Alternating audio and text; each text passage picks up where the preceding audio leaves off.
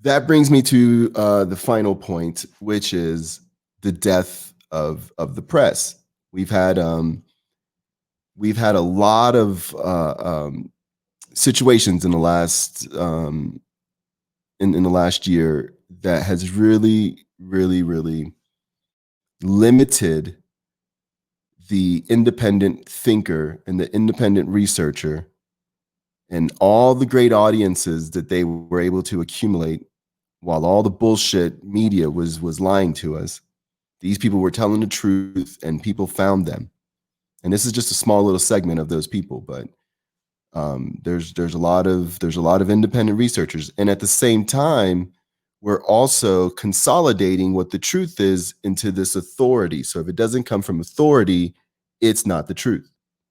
And so this is the literal death of the press is what we're experiencing. We're experiencing right now the death of the media, the death of the press. And that moves us into Julian Assange, because what's going on right now is the complete takeover of the press. And not only the authority press is going to be the only one.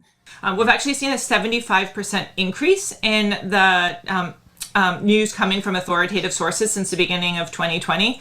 So we've seen a lot of demand there. But then we also... What does that mean? That means an increase in video views for those? Yeah. And so we talk about that as raising authoritative information.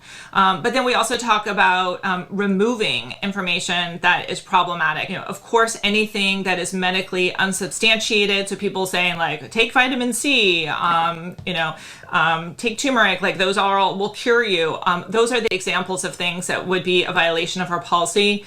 Anything that would go against World Health Organization recommendations would be a violation of our policy. And so remove is another really important part of our policy. YouTube is fighting to censor as many people as possible.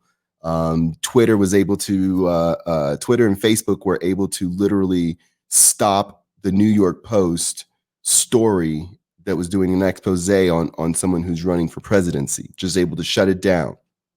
Then we also have Google attempting to, in court, be able to take out websites. Now that they're claiming that's their platform and they need to clean that up.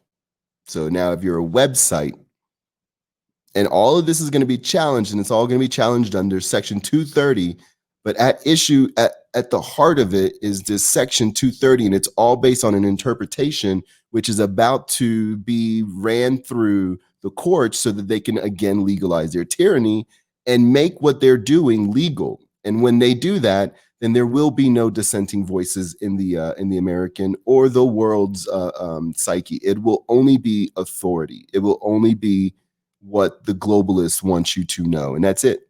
And that's it. And when this takeover happens, it's going to be very hard to get back any of our rights that we had worked thousands of years to accumulate as humans.